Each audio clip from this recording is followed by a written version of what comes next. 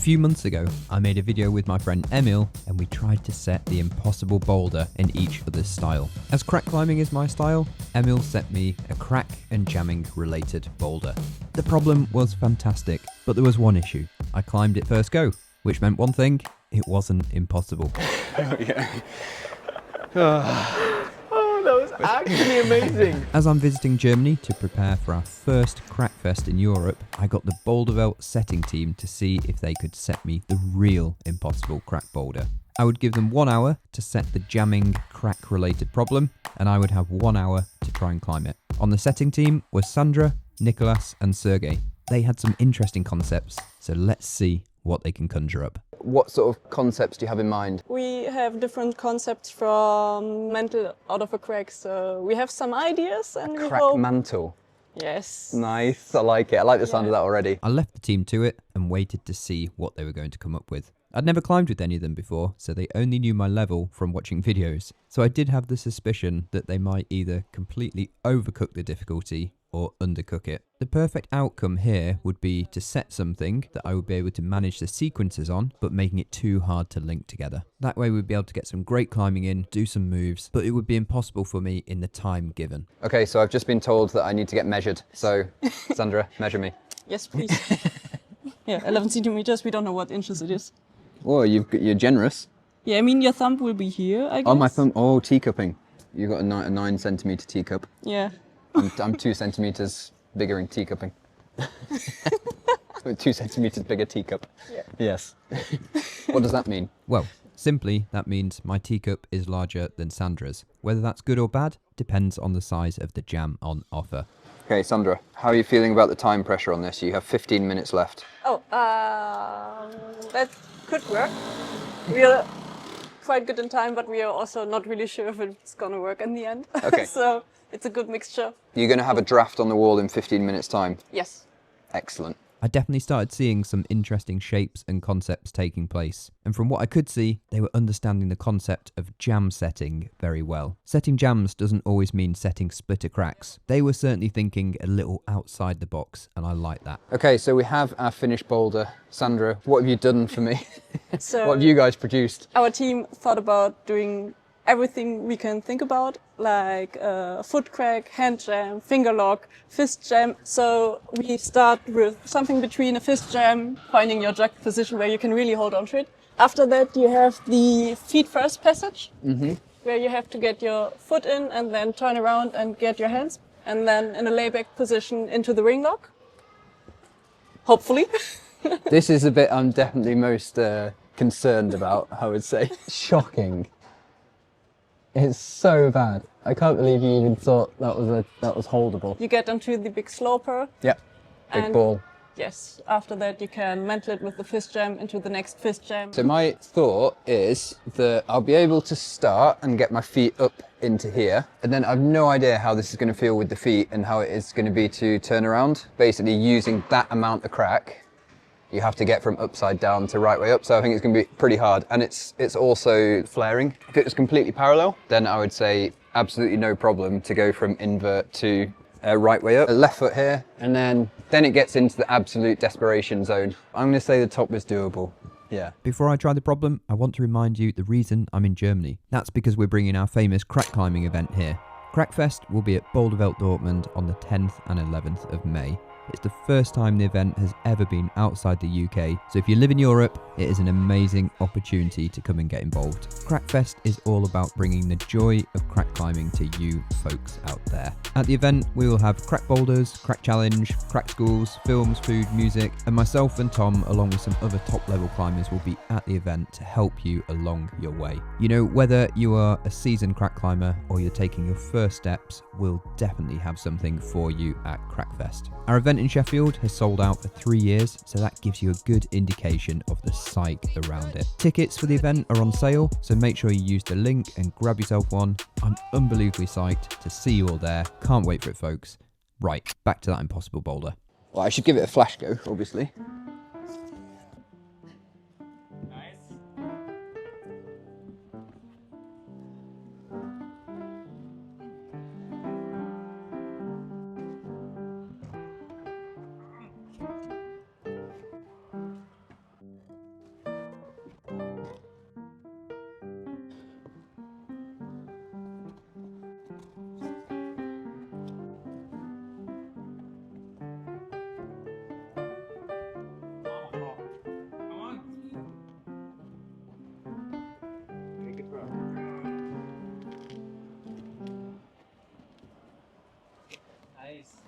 Oh yeah.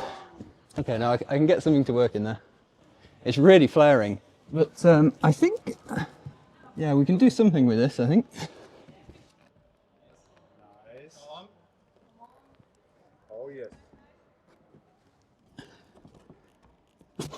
Oh, God, it's flaring, isn't it? Yeah. Oh yeah. Okay, yeah, I think something like this will work.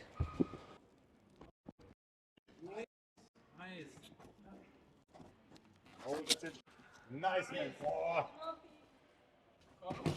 Oh. I'm actually going to start that way, I think. Probably into hand jam this way around. Switch the starting hold. Feet a little bit higher. Yeah, and then probably come out this way.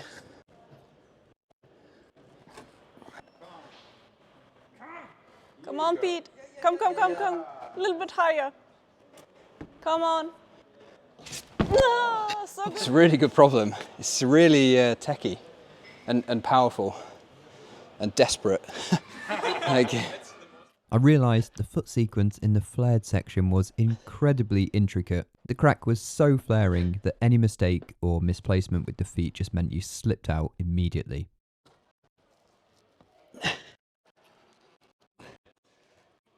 basically got to get into that pinch. I mean, when you get into this is pretty good. I think I have a vague sequence for that bottom bit. Just trying to not make the feet slip. I started using a mixture of heel toe cams, so these are techniques that you would use in off-width climbing, along with inverted foot jams, so techniques that you would apply to standard roof foot cracks. After a lot of twizzling around, I found that I needed to spin a full 180 and go from left leg leading to right leg leading before trying to get right side up again. This meant using some holds around the edge of the crack as well as a cray jam in the back.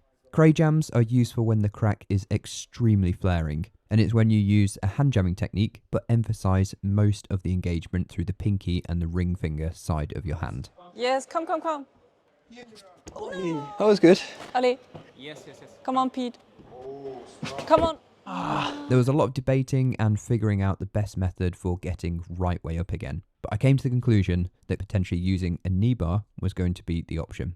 I love knee bars, not only because they're so solid, but because they're a jamming technique which are used by so many people worldwide, which in a roundabout way means everybody's jamming, and I love that. Should have brought a knee pad.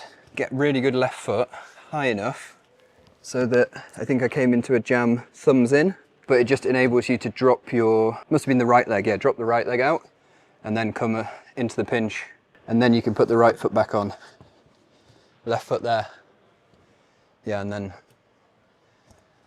into that monstrosity.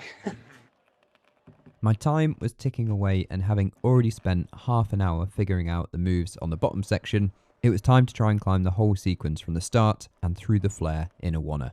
I'd done all the moves individually, but linking them was going to be a whole different kettle of fish altogether. One mistake and I knew my feet were out of there. But let's see if I can keep it together and get the whole starting sequence from the beginning and then into the knee bar in one long link.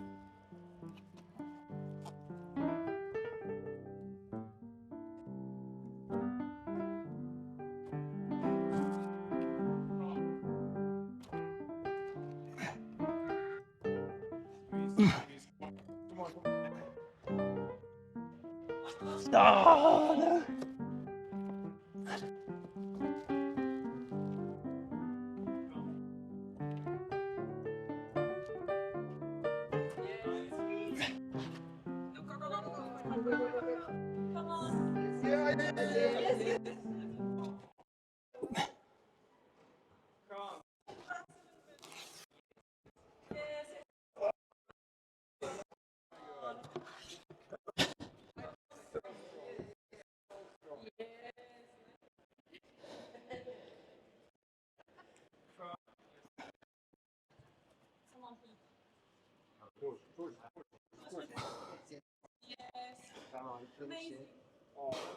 Really strong. Come on, man.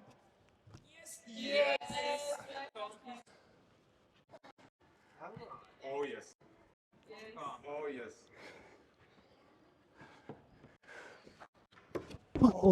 Yeah, so basically I've done this bottom section in 2 halves now. And now it is time to have a look at the middle section. I was worried about this part as it has a very dubious, and when I say dubious, I mean absolutely atrocious finger lock right in the middle of it.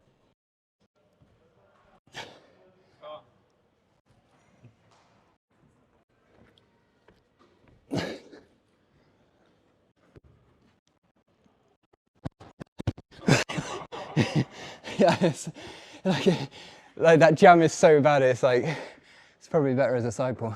So the plan is that we're sacking off the thumbs down finger lock because Dave's just come in with some new Cobra Crack beater. So we're gonna go, I mean the usual Cobra Crack beater is going like this, but I'm gonna use the ring because my middle finger's too fat.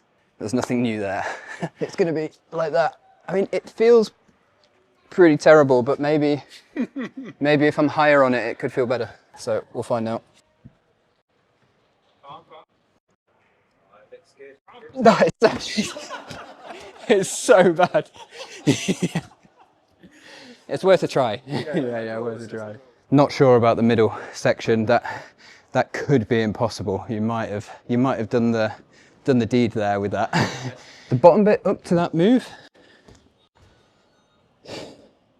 is like potentially possible in a oneer. I think it'd be really tough. Let's see what this top bit's like. I like the look of this top bit because, I mean, I quite like big sloping things just from growing up and climbing on the gritstone. Used to grappling with big slopers, so I like the look of that. And then it looks like there's, well, we call it like a donut jam.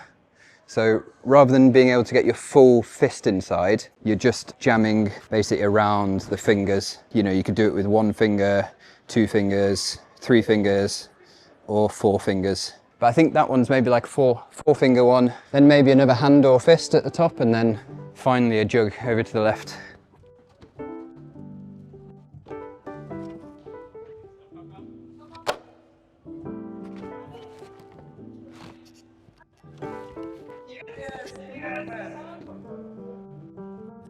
Nice, dude.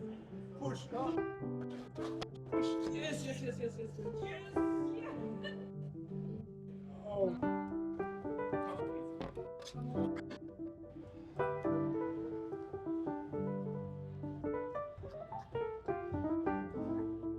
Oh, tough. It's definitely doable. It's a hard match. Apparently there was some different beater in mind. I'm not sure. What was that? After you got into the donut, you get up and then you bump into the fist with the right hand. Ah. That was like our idea. It's like at that point into the fist jam. Okay. Little bit like crazy idea. Off the yes, off the when seat. you're in the mental and yeah, okay. Off the seat into the right. Yeah, if I'm in balance on the, if I'm like clamping the ball. You have to squeeze like really hard. I'm just squeeze really hard. I'm going to try. Yeah. I'm going to try the intended beater, I think, and just try and clamp that ball really hard. Just try to ride it. Just try to ride the ball. Exactly. Yes. Squeeze really hard. So as you can see, immediately I got there and didn't feel like I could bump again. So I just ended up in the same situation of trying to do this really awkward match in the dual texture on these dodgy and slippery fist jams. Come on.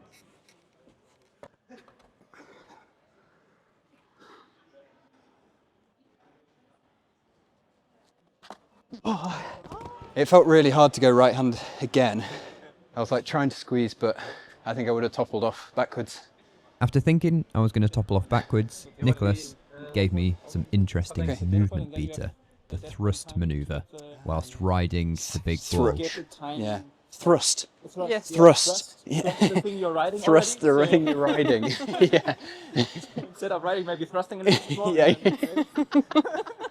I don't know. Just a thought. I wonder whether I could stay sat on the volume whilst matching the hands. Could work, maybe. Now it doesn't look like I'm thrusting in this clip, but honestly, I tried the thrust and it didn't work. Well, at least it didn't work for me. So, note to self, work on the thrust. And I went back to the awful match method. Come on, you're doing great. No. No, that's not the way. We've put some big jugs on. That's so I can actually get to the top, because I feel like the last bit is possible, but I need to actually be up there and work it out to be able to get this match. Oh, there's a lot of leg hair on there. There's so much. Like I've just waxed myself. That's disgusting.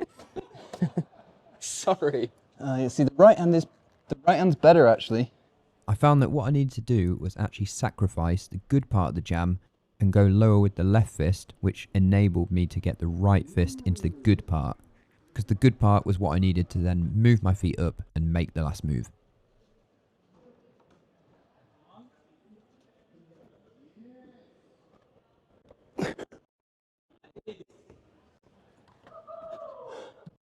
Okay, that was good.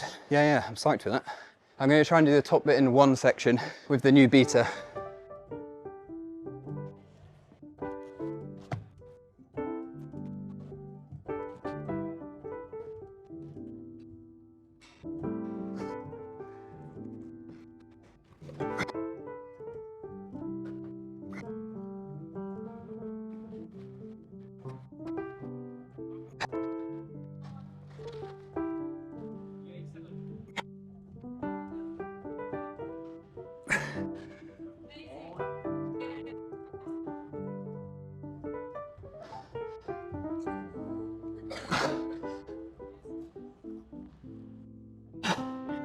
So time was finally up. I'd managed the bottom half in 2 sections, never managed the middle move, and I did the top section in a oneer.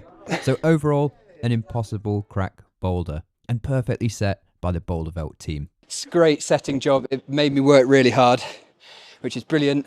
And if you are interested in coming to Crackfest, then make sure to check out the tickets and the sign up, and we will see you there.